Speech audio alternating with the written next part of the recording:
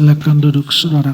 Mari kita buka Alkitab kita di dalam Filipi 4 ayat 4 sampai 7. Bersukacitalah senantiasa dalam Tuhan. Sekali lagi kukatakan bersukacitalah. Hendaklah kebaikan hatimu diketahui semua orang. Tuhan sudah dekat. Janganlah khawatir tentang apapun juga, tetapi nyatakanlah dalam segala hal keinginanmu kepada Allah dalam doa dan permohonan dengan ucapan syukur. Damai sejahtera Allah yang melampaui segala akal akan memelihara hati dan pikiranmu dalam Kristus Yesus. Bebas dari iri hati.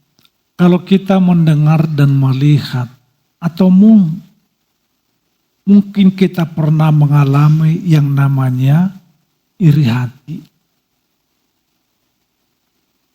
Dan kita lihat melalui media sosial bagaimana orang dalam pencapaian kehidupannya dan lebih baik, keuangannya, pekerjaannya, pelayanannya, bahkan yang lain. Dan kadangkala orang yang mendengar, yang membaca, yang melihat, kadangkala memberikan suatu komen yang tidak enak. Yang menunjukkan kepada iri hati tentang keberhasilan, keberadaan orang lain itu. Tetapi sesungguhnya dari apa yang kita baca ini bahwa bersukacitalah senantiasa dalam Tuhan. Sekali lagi kukatakan bersukacitalah. Lalu bagaimana kita menang atas iri hati yang berdasarkan prinsip firman yang kita baca hari ini? Yang pertama bahwa bersukacitalah senantiasa dalam Tuhan. Itu merupakan kunci melawan yang namanya iri hati. Bersukacitalah senantiasa dalam Tuhan. Orang yang memiliki sikap iri hati, pertanyaannya, adakah orang itu memiliki sukacita dalam dirinya tentang apa yang terjadi dalam dirinya ataupun yang terjadi dalam diri orang itu? Sukacita sejati bukan karena keadaan, melainkan karena kehadiran Tuhan. Sehingga kita bisa membendung diri kita, membentengi diri kita, melihat keberhasilan, keadaan orang lain itu, tetap kita memiliki rasa sukacita. Dengan rasa sukacita itulah kita bisa melawan yang namanya iri hati. Orang memiliki sikap iri hati itu, udah pasti itu tidak ada damai sejahtera. Tidak ada sukacita dalam dirinya. Menurut kebenaran firman yang kita baca hari ini. Sekali lagi bahwa bersukacitalah senantiasa dalam Tuhan. Dan itu merupakan kunci melawan iri hati. Karena keadaan. Karena situasi ekonomi. Pertanyaan, itukah yang membuat hati kita bersukacita? Yang sesuai dengan firman. Karena ada juga orang memiliki harta kekayaan. Aku bersukacita. Aku senang. Tetapi berdasarkan firman yang kita baca ini bahwa bersukacitalah senantiasa dalam Tuhan. Sukacita kita sebagai anak Tuhan bukan dibangun, bukan didasari dengan keadaan. Tetapi kehadiran Tuhan dalam diri kita. Kita memiliki segalanya, tapi kalau tidak ada Tuhan. Sehingga si anak muda itu berkata bahwa aku sudah memiliki semuanya. Tapi ketika Tuhan berkata jual hartamu bagikanlah kepada orang yang membutuhkannya. Dia kehilangan sukacita. Sukacitanya ditentukan oleh keadaan, harta kekayaannya. Sehingga kita sebagai anak Tuhan bahwa sukacitaku bukan terletak dari materi. Bukan terletak pencapaian dalam kehidupan kita. Tetapi kehadiran Tuhan, kenapa?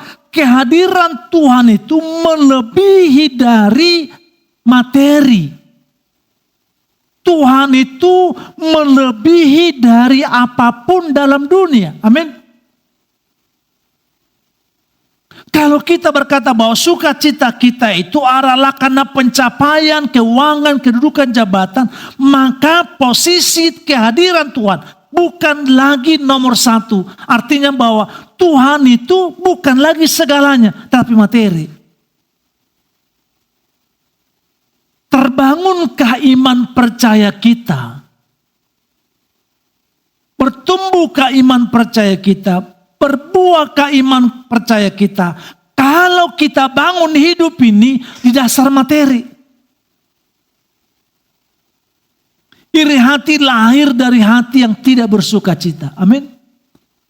Lihat kiri kanan kita ini. Pastikan dia orang yang bersuka cita.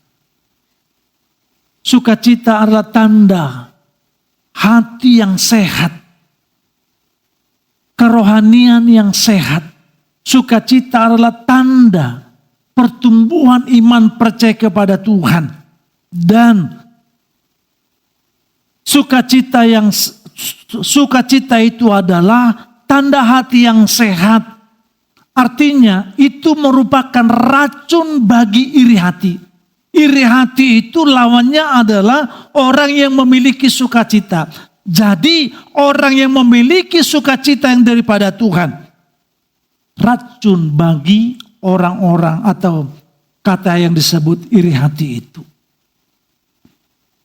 Dalam Yohanes 15 ayat 11 dikatakan, Yohanes 15 ayat 11, semuanya itu kukatakan kepadamu, supaya gembiraku ada dalam kamu dan kegembiraanmu menjadi penuh. Sukacitaku kiranya ada padamu, kata Tuhan, supaya kegembiraanmu menjadi penuh. Orang yang bersukacita terbangun hidupnya dalam persekutuan yang baik dengan Tuhan. Orang yang bersukacita itu ada sesuatu kerinduan yang besar dalam dirinya untuk selalu bersama dengan Tuhan. Orang yang selalu bersama dengan Tuhan jauh dari orang yang iri hati. Orang yang bersukacita itu akan jauh dari sikap yang iri hati. Artinya bahwa orang yang ada dalam sukacita itu, dia mampu mengendalikan diri tentang apa yang dia lihat tentang orang lain. Saudara kamu kasih Tuhan, semuanya itu kukatakan kepadamu supaya gembiraku ada dalam kamu dan kegembiraanmu menjadi penuh. Yang artinya bahwa ketika hati kita dipenuhi sukacita Tuhan, iri hati kehilangan tempat dari hidup kita. Ketika hati kita dipenuhi sukacita Tuhan, tidak ada tempat untuk iri hati untuk bertumbuh dalam diri kita. Orang yang hatinya penuh sukacita tidak memberi ruang bagi iri hati dalam dirinya.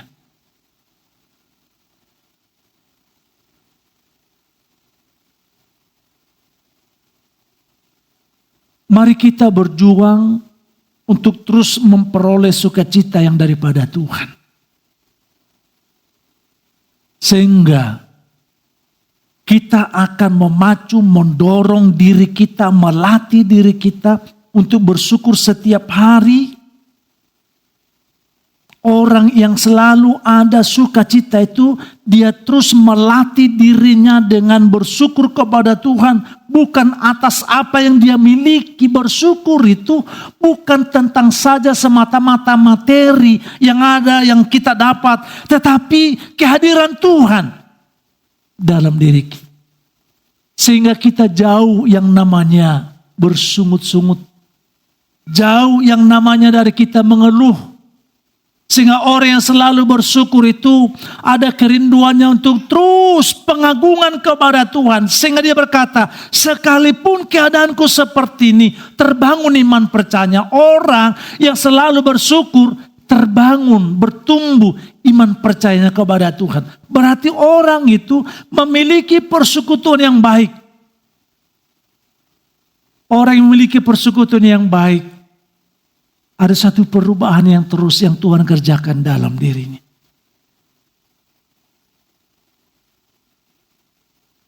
Aku bersyukur kepada Tuhan. Kalaupun ada ujian tantangan kehidupan dalam hidup ini, pergumulanku belum dijawab Tuhan, aku bersyukur. Di mana rasa syukur saya? Tuhan menyertai aku di tengah-tengah penantian jawaban doa yang dari Tuhan. Di mana syukur saya kepada Tuhan? Tuhan berikan kekuatan.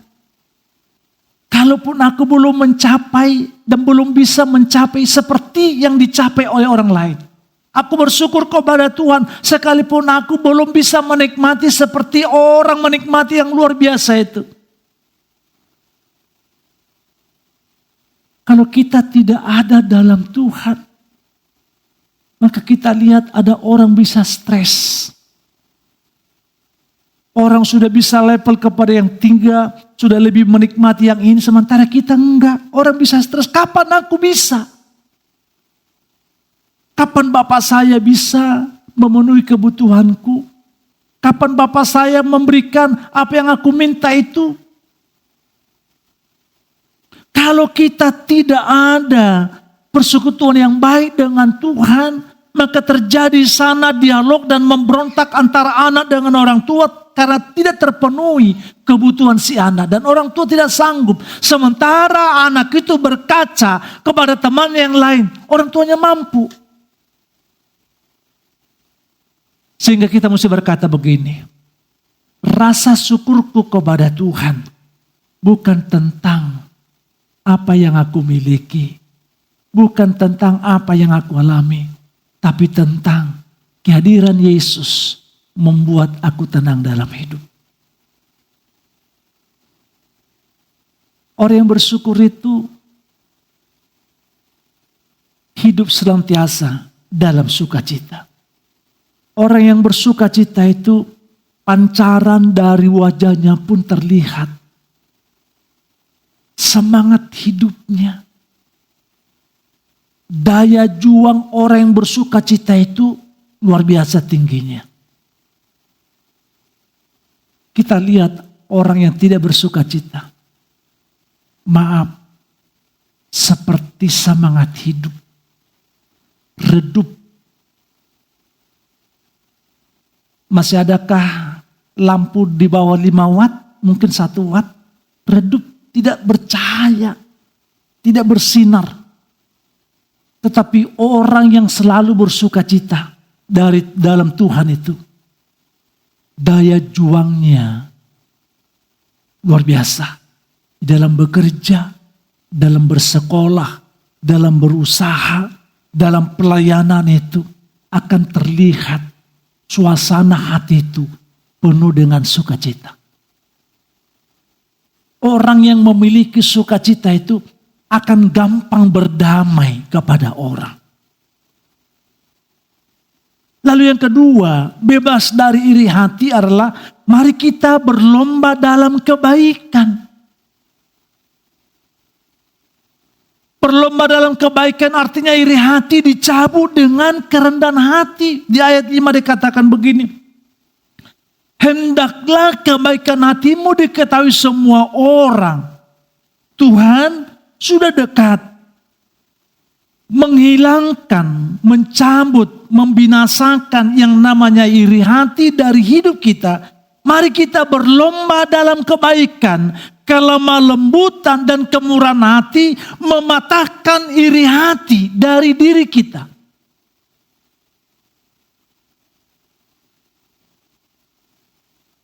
Orang yang berlomba dalam kebaikan tidak sibuk dengan membandingkan dirinya dengan orang lain. dengan pencapaian orang lain, dengan keberhasilan orang lain. Orang yang berlomba dalam kebaikan itu adalah mewujudkan, menyatakan kebaikan dalam dirinya terus menerus, sehingga tidak ada waktu celah membandingkan dirinya dengan orang lain. Dia tidak fokus dengan tenaganya untuk membandingkan orang lain, tetapi dalam pikirannya, konsentrasinya terfokus kepada berbuat baik. Tidak ada sempat, tidak ada ruang untuk aku membandingkan diriku dengan orang lain. Orang dia kaya, dia bisa, sementara aku tidak.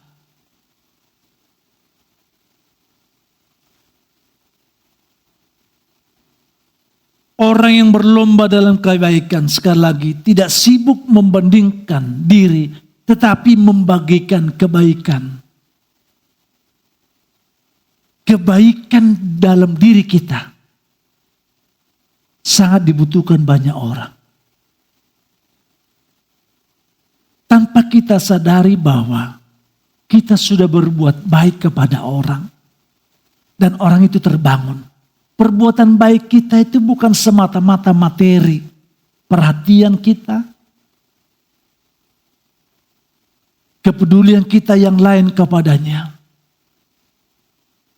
Dan untuk itu orang yang bersuka cita dalam Tuhan akan senantiasa membagikan kebaikannya kepada orang lain. Lewat potensi, lewat kemampuan, lewat pengetahuan, lewat keterampilan, lewat karunia, lewat talenta yang ada padanya. Sangat berguna bagi orang lain. Jadi Galatia 6 ayat 9 sampai 10 dikatakan, janganlah kita jemu-jemu berbuat baik. Karena apabila sudah datang waktunya, kita akan menuai jika kita tidak menjadi lemah. Karena itu selama masih ada kesempatan bagi kita, marilah kita berbuat baik kepada semua orang. Tetapi terutama kepada kawan-kawan kita seiman. Berbuat baik, mengasihi, mengampuni, menolong, mendorong, mengingatkan. Banyak definisi daripada berbuat baik. Perbuatan baikmu sangat berguna bagi orang-orang di sekitar kita. Tapi perbuatan baik kita dimiliki dengan sukacita yang daripada Tuhan. Sehingga perbuatan baik itu bermanfaat bagi orang lain. Sebab ada kalanya perbuatan baik itu tidak bermanfaat. Ada satu pejabat di Danau Toba, Samosir atau apa itu. Dia membuat surat edaran menolak bantuan dari PT ini.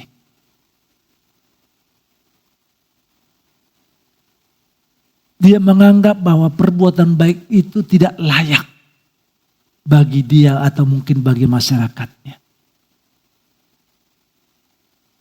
Jadi yang saya sampaikan bahwa perbuatan baik kita itu didasari cinta kasih kita yang dipenuhi damai sejahtera daripada Tuhan. Berarti ada Tuhan dalam hidup. Kalau ada Tuhan dalam diri kita itu bahwa mulialah perbuatan baik itu bagi orang. Dan untuk itu mari kita sekalian, mari kita mengubah hidup kita ini. Tidak hanya fokus membandingkan diri kita dengan orang lain. Tetapi mari kita berpikir begini. Apa yang harus aku perbuat? Apa yang harus ku salurkan, ku bagikan bagi orang lain? Sehingga tertanam. Aku tidak fokus lagi membandingkan diriku dengan orang lain. Tapi aku sekarang konsentrasi. Belajar mau memberi apa yang ada padaku bagi orang lain. Sebab kalau ada orang yang selalu membandingkan dirinya dengan orang lain, maka sangat sedikit atau sangat tertutup pintu dalam dirinya berbuat baik kepada orang lain. Kenapa dia hanya sibuk menilai orang lain tentang pencapaiannya. Sehingga orang seperti itu akan menimbulkan iri yang negatif semua dalam dirinya.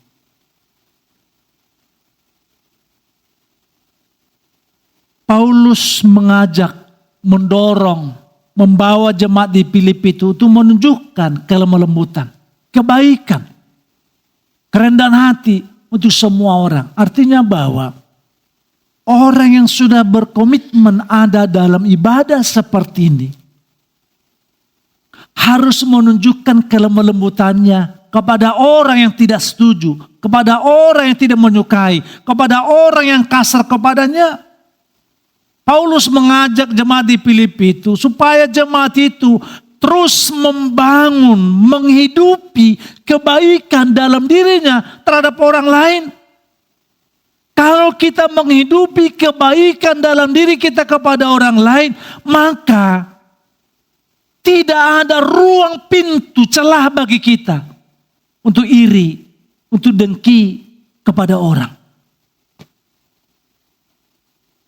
Kenapa? Kita sudah memiliki semangat juang, semangat untuk berbuat, semangat untuk berkarya, melakukan segala sesuatunya. Untuk saya, untuk keluarga saya, untuk orang lain, untuk pekerjaan Tuhan. Sehingga kita berkata bahwa iri hati berkata, aku harus lebih. Tapi kerendahan hati berkata, biarlah Tuhan yang ditinggikan dalam hidupku. Sekali lagi bahwa orang-orang yang memiliki iri hati itu dia akan berkata, aku harus lebih dari orang lain. Dari pengetahuan, dari kekayaan, dari kemampuan, dari jabatan. Sehingga untuk mendapatkannya dia bisa melakukan yang salah. Tetapi orang-orang yang memiliki kerendahan hati dia akan berkata, biarlah Tuhan ditinggikan seperti apapun kondisi yang kudapat, yang kualami hari ini. Tuhan dimuliakan. Kiranya kita selalu berkata, Tuhan dimuliakan dalam apa yang aku dapat dalam hidup. Orang seperti itu pasti rendah hati. Biarlah Tuhan dimuliakan dalam pencapaian kehidupan saya, dalam materi, dalam pekerjaan. Orang seperti itu pasti membangun hubungan yang baik dalam persekutuan dengan Tuhan. Maka dia bisa berdamai banyak orang. Wajahnya akan beda. Dia bisa diterima banyak orang. Orang yang memiliki kerendahan hati akan beda pancaran kehidupannya. Orang bisa melihat dia beda ya. Kiranya kita semua jemaat GBI Kampung Belakang ini memiliki kerendahan hati karena dimuliakan Tuhan dalam hidup kita. Ketika seseorang hidup dalam kerendahan hati, ia akan lebih mudah bersyukur atas berkat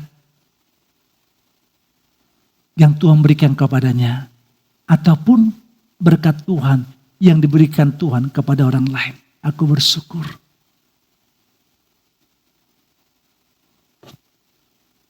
Suatu ketika saya berkata begini,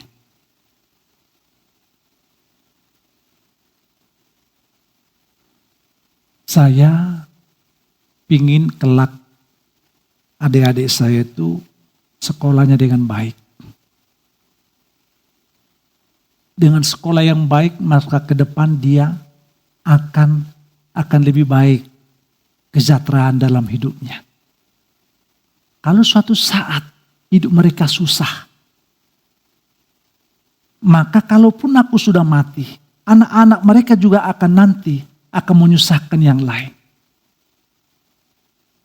Lalu ada yang berkata, kalau saya tidak, saya masa bodoh. Yang penting anak-anakku berhasil. Kalau saya tidak, harus semua sama-sama. Kalau anak-anakmu berhasil, nanti anak-anak adikmu gimana? Mereka datang ke siapa? Nanti akan menyusahkan anakmu juga kan? Artinya bahwa orang-orang yang memiliki kerendahan hati tidak hanya fokus tentang dirinya. Karena dia belajar berbagi bagi orang. Itulah dikatakan bersyukur. Bersyukur itu Terima kasih Tuhan atas berkat-Mu. Apakah itu hanya bersyukur? Bersyukur itu berbagi berkat. Jadi jangan kita berkata begini, kekayaanku itu hasil pekerjaanku. Lalu dia tidak mau memberi. Dia salah. Berkat yang Tuhan berikan baginya, ingat, bukan semata-mata untuk dinikmati olehmu.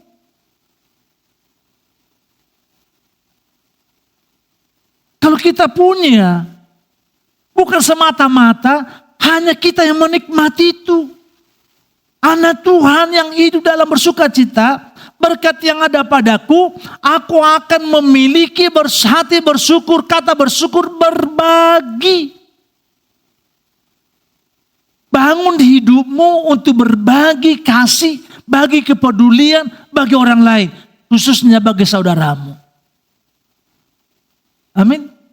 Jangan menutup mata tentang kepedulian itu. Kalau kita semua jemaat GBI Kampung Belakang ini membuka mata, membuka diri, berbagi kasih lewat kepedulian, maka semua kita sama-sama sukacita. Amin. Lihat bangsa ini. Kurang berbagi karena pejabat, pengusaha. Sehingga banyak orang yang sangat di bawah. Kalau pemerintah membuat satu undang-undang bahwa orang kaya yang 10 harta kekayaannya harus dibagi 2 kepada orang miskin. Maka kemiskinan itu akan cepat Yang mau sampaikan begini. Orang-orang yang selalu ada kata ucapan syukur itu jauh dari kesombongan. Tahu maksud saya kesombongan? Pelit, medit. Orang yang pelit pasti itu sombong. Kenapa? Dia tidak peduli kepada orang lain. Kepada sanak saudara, kepada pekerjaan Tuhan. Sehingga dia berkata, ini hasil keringatku. Ini hasil kerjaku. Aku sudah bangun pagi pulang malam untuk mencapai ini. Kalau Tuhan menutup pintu, sekalipun kita berangkat pagi pulang malam, kalau Tuhan tutup pintu berkat, tidak ada yang bisa kita capai dalam hidup. Berarti pencapaian dalam hidupku, hasil kerjaku, itu adalah campur tangan Tuhan. Kalau aku itu campur tangan Tuhan, maka saya harus berbagi kepada anak-anak Tuhan. Amin. Sehingga kita tidak akan sulit untuk berbagi. Tidak akan sulit hati kita untuk bertolong-tolongan. Tidak sulit bagi kita untuk berbagi kepedulian bagi orang lain. Bangun hidup kita untuk berbagi kasih kepada orang. Itulah orang yang memiliki sukacita. Orang seperti itu selalu ada ucapan syukur. Dan Tuhan selalu ada dalam dirinya. Amin. Dan orang yang selalu menjaga hati seperti itu, dia tidak asik, dia tidak fokus membandingkan dirinya. Kita lihat, kalau kita lihat di media itu, di orang, ada sekarang lagi saya lihat itu, bukan Hotman Paris tapi gini-gini dia di TV. Lalu banyak orang komen, begini. Ada orang punya mobil, dia kamu sombong segala macam. Yang saya lihat begitu gampang orang sekarang memiliki sikap iri tentang kepunyaan keberhasilan orang.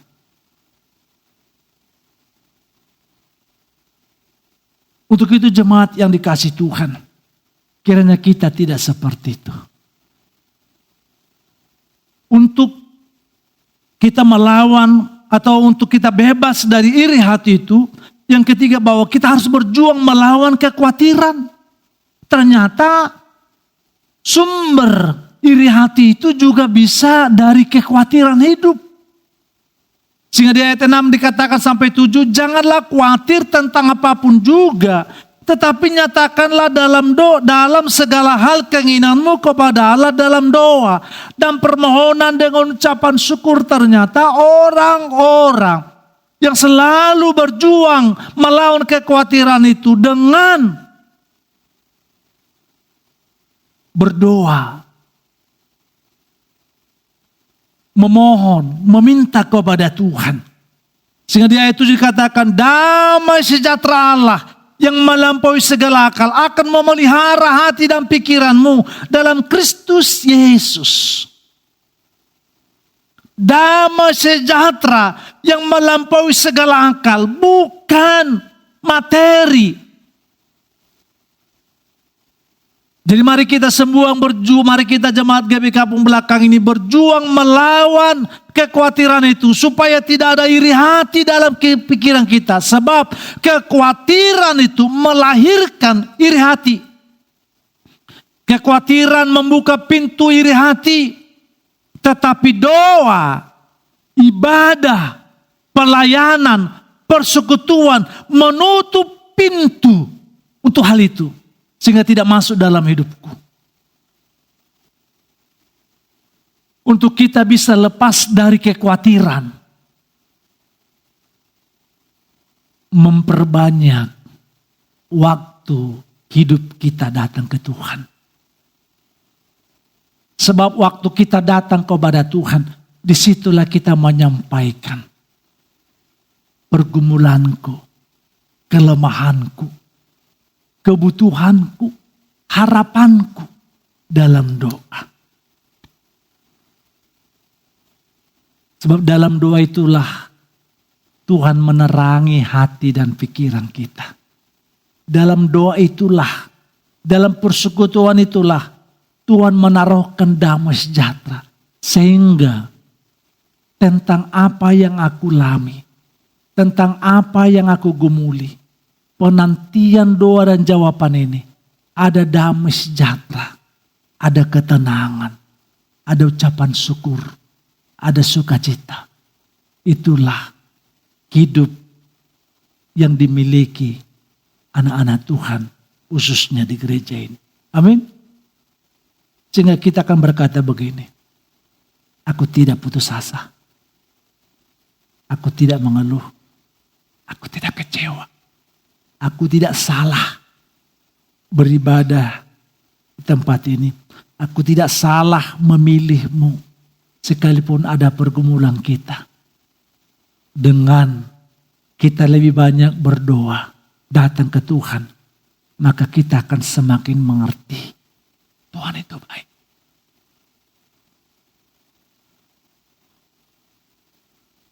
Iri hati sering muncul dalam kekhawatiran yang tersembunyi. Takut tidak berhasil. Takut tidak ketemu.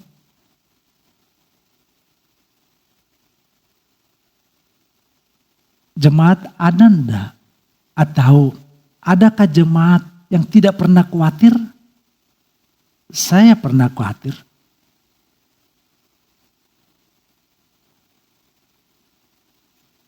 Tetapi kekhawatiran itu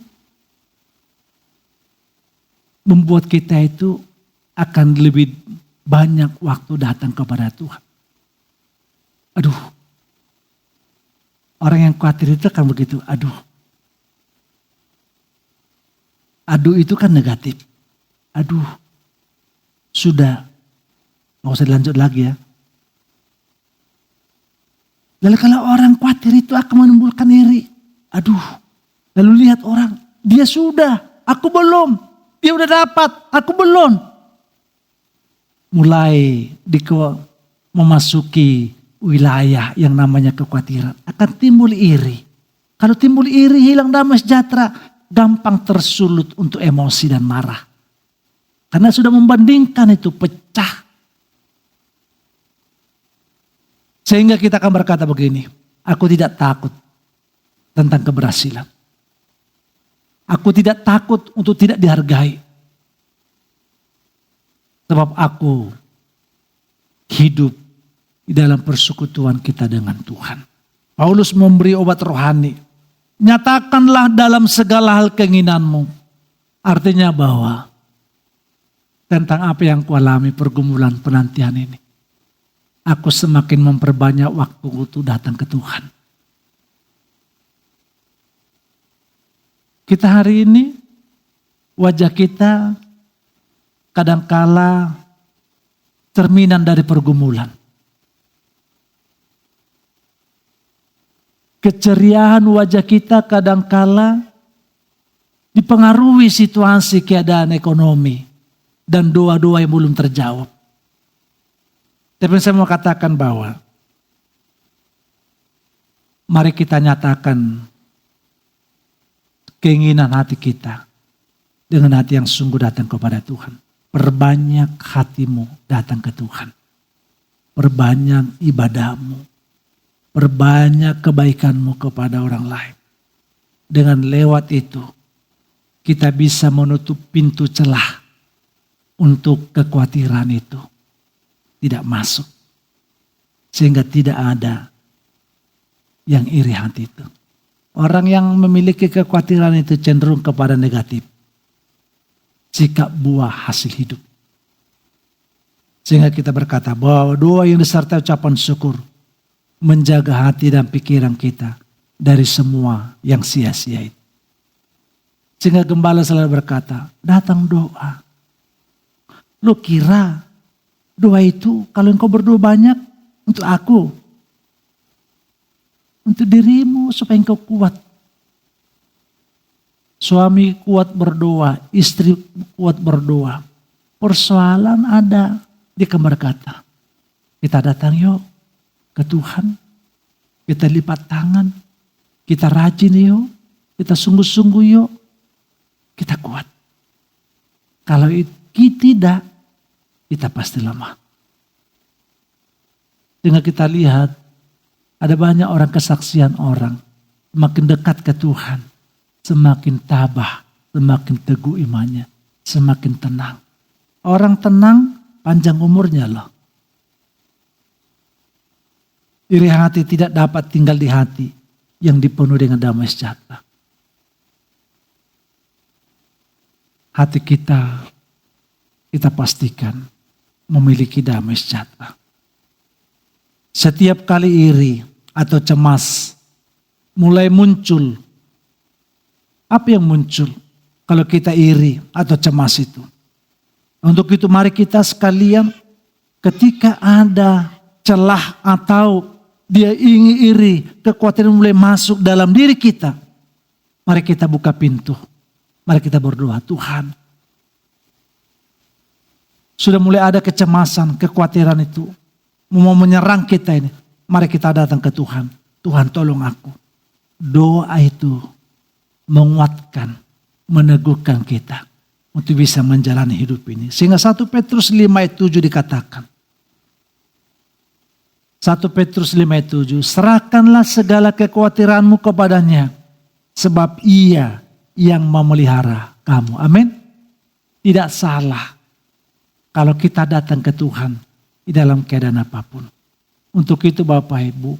Besar kuasa doa itu. Dalam hidup kita. Besar kuasa doa itu. Dan besar janji Tuhan. Dalam ibadahmu. Untuk itu. Bersukacita dari ibadah. Jemaat yang terkasih dalam Tuhan. Kiranya waktu pengiringan kita kepada Tuhan. Kita mengalami penyertaan Tuhan di dalam kesulitan hidup ini. Amin. Mari kita berdoa.